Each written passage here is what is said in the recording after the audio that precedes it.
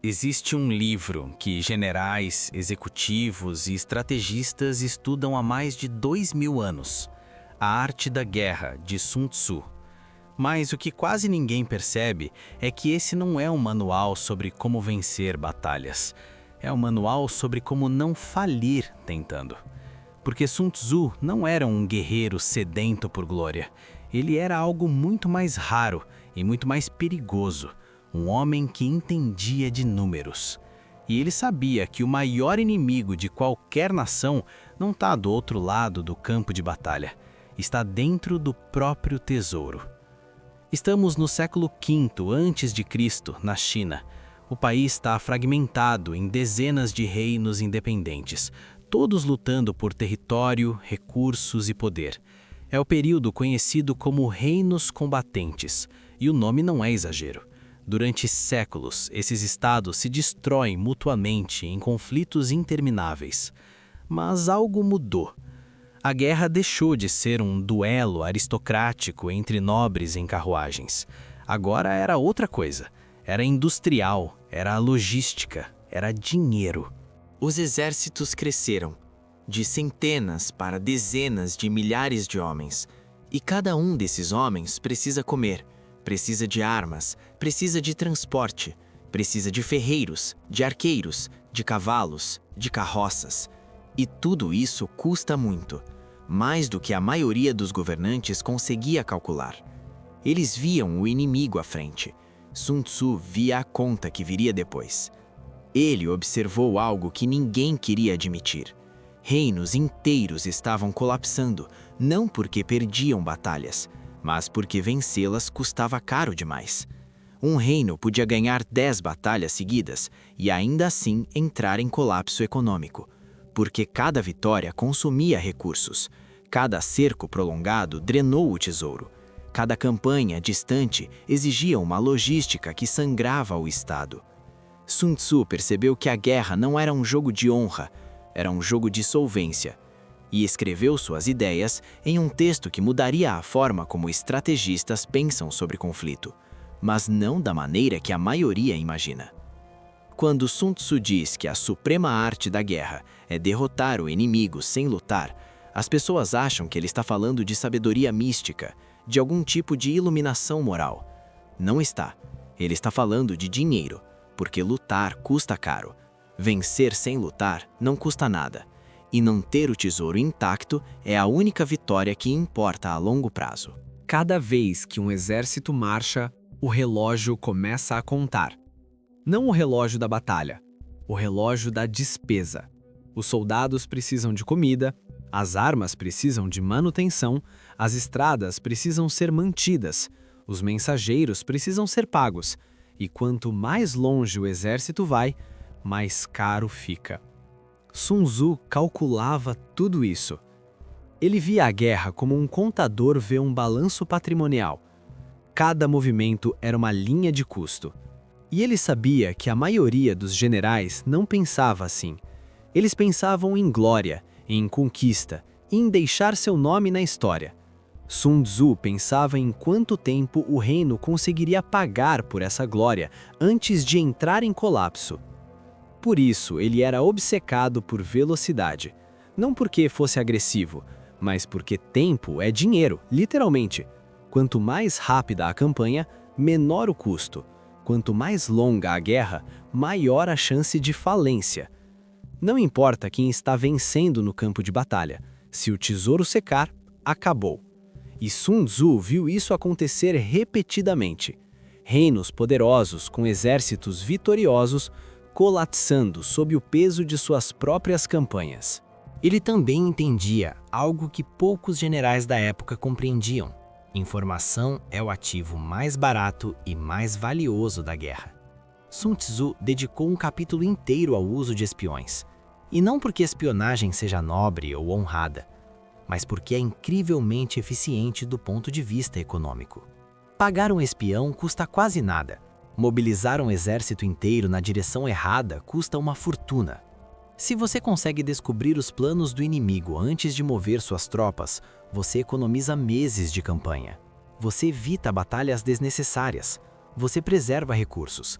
e, acima de tudo, você mantém o tesouro funcionando. Para Sun Tzu, a informação não era apenas uma vantagem tática, era a alocação de capital mais inteligente possível. Um único espião bem posicionado podia valer mais do que 1000 soldados, porque ele permitia que você tomasse decisões certas desde o início, em vez de desperdiçar recursos corrigindo erros no meio da campanha. E isso nos leva ao conceito mais importante de toda a filosofia de Sun Tzu: custo de oportunidade. Cada decisão militar é uma decisão econômica. Cada batalha travada é um investimento, e todo investimento tem um retorno esperado. A pergunta que Sun Tzu fazia constantemente era: vale a pena? Um cerco prolongado pode eventualmente quebrar as defesas inimigas, mas enquanto isso, seu exército está consumindo suprimentos. Seus soldados estão morrendo de doença. Sua logística está se estendendo além do limite, e seu tesouro está secando. Mesmo que você vença, o custo pode ser tão alto que a vitória se torna irrelevante, porque você não terá recursos para assegurar o território conquistado, você não terá como reconstruir, você não terá como financiar a próxima campanha. Sun Tzu via isso como loucura. Para ele, um general que busca glória pessoal em cercos longos não está servindo seu país, está destruindo-o, porque está consumindo o único recurso que realmente importa: a capacidade do Estado de continuar funcionando. Ele escreveu que o pior general é aquele que cerca cidades, não porque seja ineficaz, mas porque é ineficiente. Cercos custam tempo, vidas e dinheiro, e raramente valem o investimento. É muito mais barato e muito mais inteligente isolar a cidade, cortar suas linhas de suprimento e esperar que ela se renda. Ou melhor ainda, convencer o inimigo de que a resistência é inútil antes mesmo de começar o cerco. Essa é a essência da filosofia de Sun Tzu.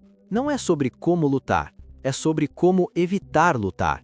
E quando a luta é inevitável, como torná-la o mais curta e barata possível.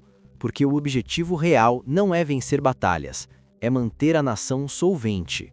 E isso nos traz para o presente, porque a lógica de Sun Tzu não morreu há 2000 anos. Ela está mais viva do que nunca, só mudou de forma. Olhe para os conflitos modernos. A União Soviética não foi derrotada militarmente no Afeganistão. Foi derrotada economicamente. A guerra custou bilhões de rublos, drenou recursos que poderiam ter sido usados para modernizar a economia. Prolongou-se por anos, sem vitória decisiva, e, no final, contribuiu para o colapso de todo o sistema soviético. Não porque os soviéticos perderam no campo de batalha, mas porque não conseguiram pagar pela guerra. Os Estados Unidos no Vietnã, mais de uma década de conflito, trilhões de dólares gastos, e, no final, a retirada. Não porque o exército americano foi derrotado militarmente, mas porque o custo político e econômico da guerra tornou-se insustentável. Sun Tzu teria reconhecido isso imediatamente. Uma guerra que dura tempo demais é uma guerra perdida, mesmo que você vença todas as batalhas. E hoje, a guerra mudou novamente. Agora ela acontece em servidores, em redes sociais, em sistemas financeiros. Guerra cibernética, sanções econômicas, operações de influência. Essas são as ferramentas do conflito moderno, e são Sun Tzu em forma pura. Por quê? Porque elas buscam o máximo impacto com o mínimo de exposição financeira. Hackear a rede elétrica de um país custa milhões. Invadir esse país custaria trilhões.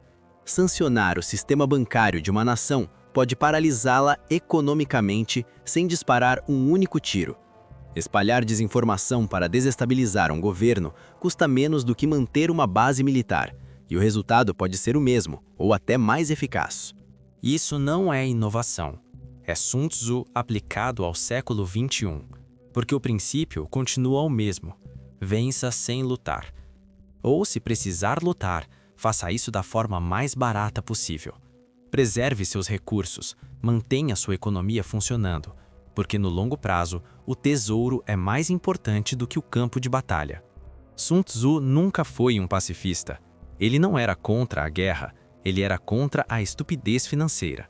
Ele sabia que nações fortes podem sobreviver a derrotas militares, mas nenhuma nação sobrevive à falência.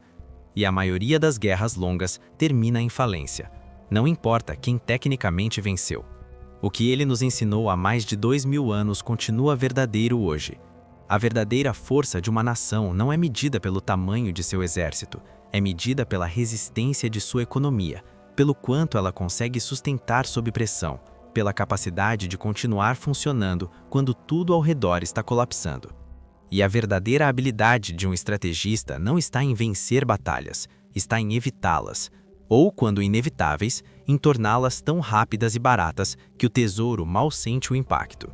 Porque no final, a guerra é sobre finanças, sempre foi. E Sun Tzu foi um dos primeiros a entender isso completamente. Ele não era um filósofo da guerra, era um gerente de risco, um homem que entendia que o maior perigo para qualquer estado não vem de fora, vem de dentro, da incapacidade de calcular o custo real do conflito antes de começar. A suprema arte da guerra não é sobre coragem. Não é sobre táticas brilhantes. Não é sobre heróis no campo de batalha. É sobre fazer as contas. É sobre entender que a vitória é irrelevante se o tesouro colapsa depois. Porque sem dinheiro não há exército. Sem exército não há defesa. E sem defesa não há nação. Sun Tzu sabia disso e escreveu para que os governantes de seu tempo pudessem entender. Alguns entenderam, muitos não. E a história está cheia de impérios que colapsaram não porque perderam a guerra, mas porque vencê-la custou tudo o que tinham. Essa é a verdadeira lição de A Arte da Guerra. Não é um manual de combate, é um manual de sobrevivência econômica.